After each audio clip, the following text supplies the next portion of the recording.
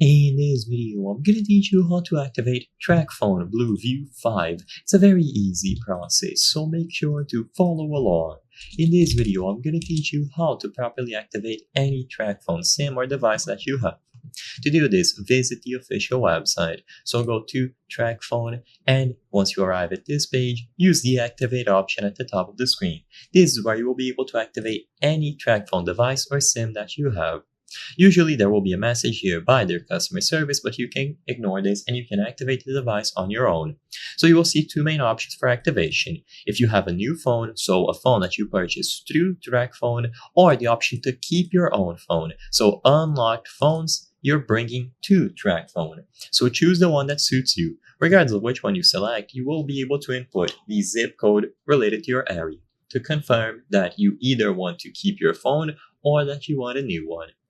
So once you go past that option and you input the zip code, you can now select if you want to use the physical SIM card that is available with your device or use an eSIM. Again, choose whichever one you prefer. You will be able to activate them regardless.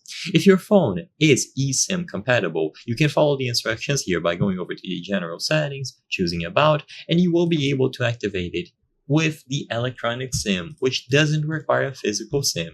Besides this, there's no secret. As long as you do it through the official website and you choose the activation page, follow the instructions, and you will be able to have your phone ready in conjunction with the TracFone SIM, either a new one that you've just acquired, or keeping your old device and transferring it over to TracFone.